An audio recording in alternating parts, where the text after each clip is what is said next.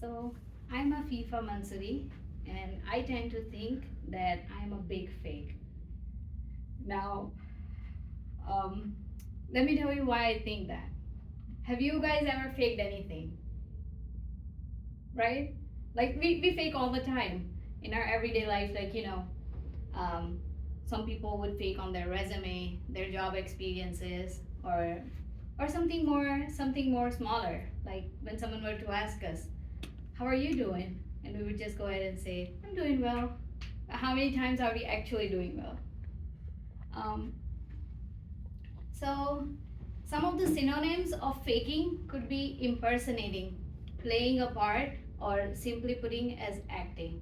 And my impersonation days started young. I used to pretend to be a princess, and my dad used to play along. It was really good memory for me. Um, and in my teenage days, I I scored above average academically, and my mom, being my mom, she was so proud, and she told me, "Honey, you're so smart. You're gonna be really successful one day." And I love that praise. I wanted to hear more of it, so I started impersonating being smart. Um, I wasn't actually believing it. I was impersonating it at that point, and her faith in me made me be that way. And I chose medical field after my high school, and I started attending physical therapy school. And now it is one thing to act smart, and but actually going through the exams and putting it all the hard work and dedication for hours and days is just another thing. And it started being challenging for me to play the role of that smart kid in the family, because medical school is not easy. I failed in the beginning, and I started lagging. And uh, and then then I did the brainstorming. I i started to understand that if I wanted my bluff to work, I'm gonna have to do something. I'm gonna have to convince people that I am actually this. And then I started, um, so I needed to work to prove that I am what I say I am. And I did. I finished my PT school, which is 5 years of working, not just learning, but also is some hard physical work that you have to put in for long hours.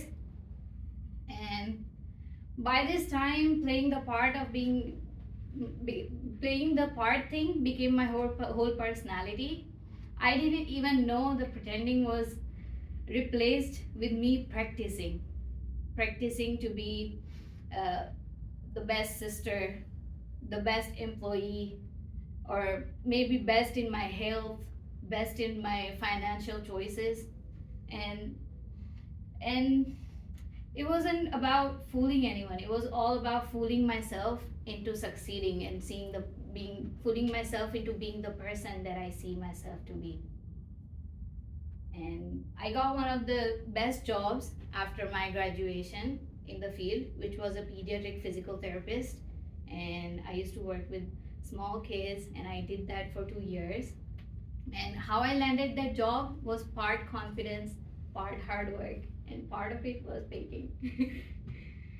I worked for 2 years, and then an opportunity came for me to move to US. A brand new challenge, which I accepted with self confidence. And but this is the thing about life. It's not always sunshine. Sometimes it's cloudy. Sometimes it's rainy. And in our case, it was the COVID pandemic. Um, uh, and we all became secluded. And seclusion is said to be one of the prominent reason of a lot of mental health issues. And uh, and it gave me self doubt. We all have that voice in our head that tells us that you're not good enough, you can't do that, and you don't have what it takes to be successful, right? And sometimes it becomes so prominent that it takes over your whole being. And now, in present time, my current challenge is to pass the National Physical Therapy Board's exam. And this means studying the whole 5 years worth of coursework once again, plus upgrading my knowledge to US standards. So, which is kind of a challenge.